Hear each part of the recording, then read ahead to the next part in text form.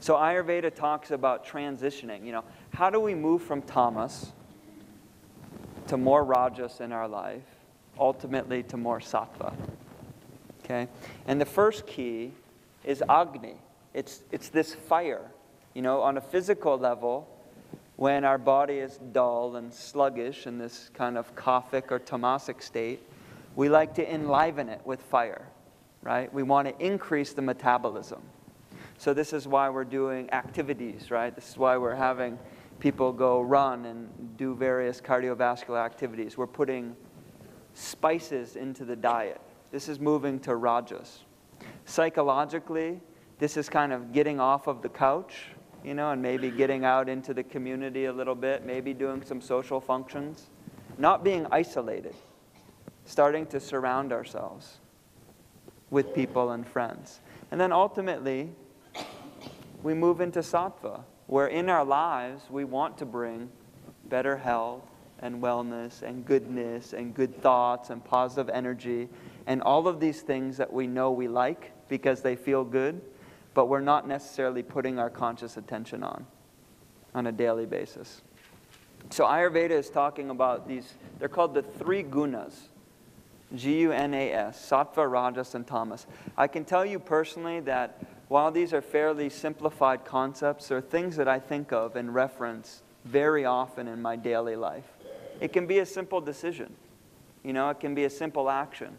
Someone asks a question. Maybe it's easier to say a little white lie, you know, or just skip around the truth. But then it's like, no, you know what? That's going back into this rajasic, tamasic field. And that ultimately is not going to be contributing to my own personal evolution. So let's keep it towards the sattva, right? But I'm also in my early 30s, and I like to have fun, and I like to stay out too late sometimes and play with my friends. And you know what? That's fine. That's that rajasic energy, but we try to keep it in moderation. So these are the three gunas. Very closely associated with this whole element of these primal qualities of the mind are the three bodies. We've talked a lot today about the physical body, of the doshas and the senses and the metabolism and all of the things that make up us and this matter. Then we also talk about the energetic body. Okay, Dr. Suhas talked a little bit about the flow of prana and energy through the body. Okay, in yoga you probably heard this word kundalini, which is this energy that can rise from the spine. The third body is the causal body, which is more of this universal body. It's the seed potential of all the other, you know, the thoughts, the emotions, the physical body. It's a state that some would say we only really access in deep sleep. You know, the deepest sleep. We kind of start to kind of play in those causal realms. Maybe during dream time, we're in what they call the astral fields, the astral levels, you know, where we're very active in our minds and our dream states. And we're obviously here right now in the physical. So why is this important? You know, is this just some kind of new age, esoteric, woo-woo stuff? No, it's not. This is why the ancients have been talking about it for thousands of years. The chiropractor's question earlier today about what is this other effect that's happening, this opening that's happening, right? I had a man in the hallway who came and told me that he just went through some very difficult, you know, business dealings, and he went to see a healer and they said his chakra was blowing out. Like, what does that mean? The chakra is blowing out. He's asking me that, right? All the chakras are these wheels of energy. You know, we would say they're access points, kind of weaving together the physical body, the energetic body, and then the causal body.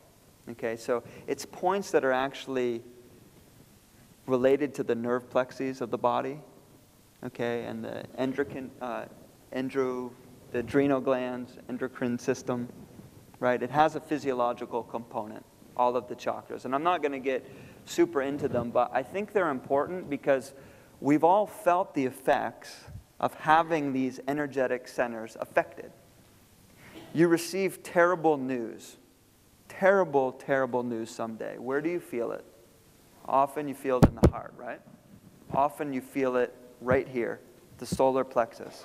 How many pittas in the room when they're kind of managing stress or feeling really stressful, feel kind of vulnerable in this area, or can almost have stomach aches and tension, right? That's the solar plexus. This is the third chakra.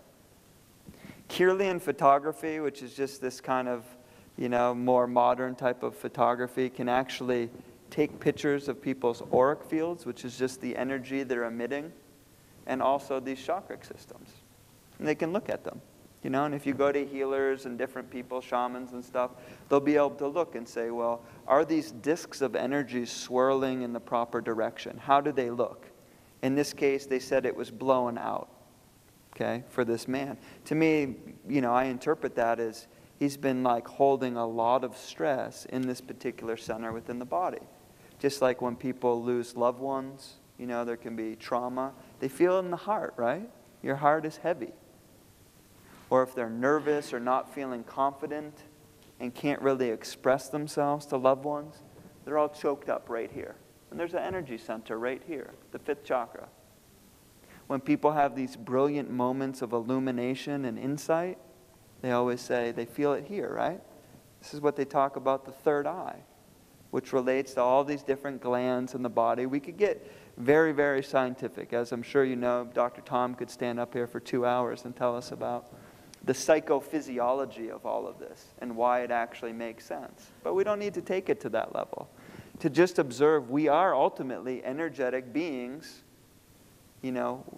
gliding through, sometimes not gliding through, this energetic world, right? We're these vibratory clusters that are interacting with all these other vibratory clusters. That's why Ayurveda and yoga and all of these ancient traditions always go back to the subtle anatomy of the body. And I started by talking about the mind and the emotions. I was laughing to myself. The airlines have all of these crazy new fees, like American or something, $15 to check a bag. And I was like, wow, I hope they don't start charging money for emotional baggage too. Seriously, they'd be making a lot of money.